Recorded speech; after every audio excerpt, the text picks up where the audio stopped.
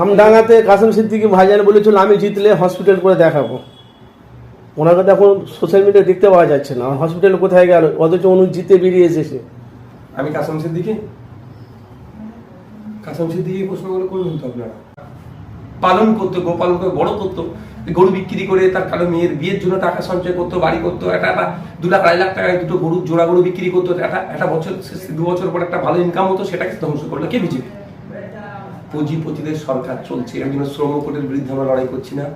আমরা কৃষক ফার্মার্স যে বিল প্রত্যাহারের জন্য লড়াই করেছিলাম না, কেন নিয়ে এসেছিল ফার্মার্স বিলটা? শ্রম কোট সব শ্রম কি কর্পোরেটদের জন্য, শিল্পপতিদের জন্য এসছে। এই যে বিজেপি সরকার গরিবদের সরকার নয়। বিজেপি সরকার মুসলমানদের অত্যাচার করছে মাইন্ডকে ডাইভার্ট করে রাখার জন্য, কিন্তু অ্যাকচুয়ালি সরকার বড় লোকদেরকে জন্য সরকার, পুঁজিপতিদের জন্য সরকার। আপনি একটা লোন নেন না ব্যাংক থেকে, আপনার বাড়িতে চলে আসবে। হ্যাঁ, আপনি 10, 20 হাজার 50 হাজার টাকা কৃষক লোন নেন, বাড়িতে চলে আসবে একদম ওসুল করার জন্য।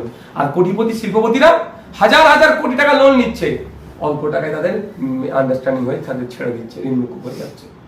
এই চলছে তো। আমডাঙ্গাতে কাসেম সিদ্দিকী ভাইজান বলেছিল আমি জিতলে হসপিটাল করে দেখাবো। ওনাকে তো এখন সোশ্যাল মিডিয়া দেখতে পাওয়া যাচ্ছে না, হসপিটাল কোথায় গেল, অথচ উনি জিতে বেরিয়ে এসেছে। আমি কাসেম সিদ্দিকী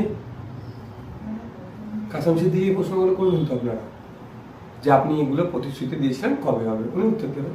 উনি এখন বলছে যে দিদি আমাকে বলতে বলেছিল তাই আমি বলেছিলাম। ও কি বলবেন?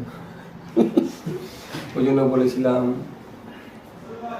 নিজের বাড়ি কাঁচা হলো, নিজের বাড়ি, পরের বাড়ি পাকা বাড়ির কোনো দাম নাই বলেছিলাম ওর আগে। এই জন্য বলেছিলাম দিদি জাহান্নামে ঝাঁপ দিতে বলেছিল, কে খেয়াল আছে তো? বলছিলাম জাহান্নামে দাঁড়িয়ে যাবো, আগুনে ঝাঁপ দিতে হবে। অন্নপূর্ণার ভান্ডারে ভাবিয়া করিও কাজ, করিয়া ভাবিও না। কথা বললে ভেবে চিন্তে বলতে হবে, কি বলছি, আগামী দিনে ইম্প্যাক্ট কি পড়বে, কি জবাব দিতে হবে।